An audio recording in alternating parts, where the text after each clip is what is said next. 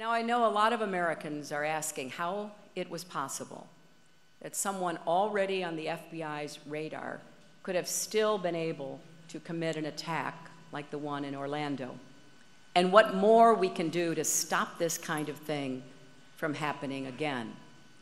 Well, we have to see what the investigation uncovers. If there are things that can and should be done to improve our ability to prevent, we must do them. We already know we need more resources for this fight. The professionals who keep us safe would be the first to say we need better intelligence to discover and disrupt terrorist plots before they can be carried out.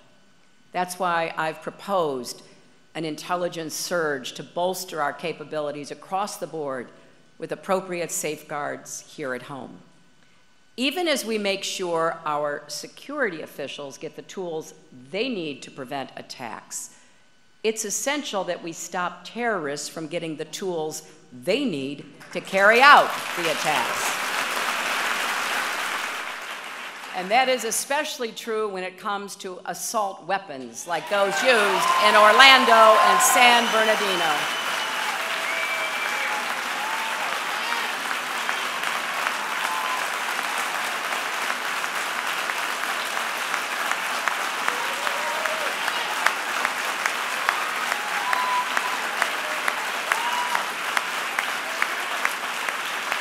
Now, I believe weapons of war have no place on our streets. And we may have our disagreements about gun safety regulations, but we should all be able to agree on a few essential things. If the FBI is watching you for suspected terrorist links, you shouldn't be able to just go buy a gun with no questions asked.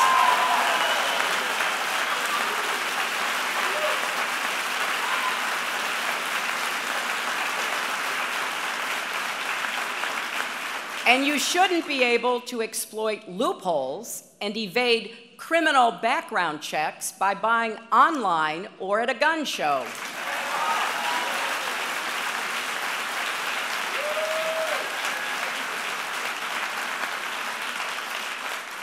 And yes, if you're too dangerous to get on a plane, you are too dangerous to buy a gun in America.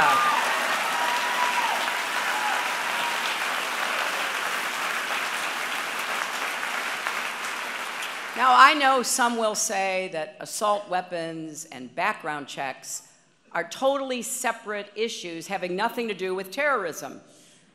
Well, in Orlando and San Bernardino, terrorists used assault weapons, the AR-15, and they used it to kill Americans. That was the same assault weapon used to kill those little children in Sandy Hook. We have to make it harder for people who should not have those weapons of war.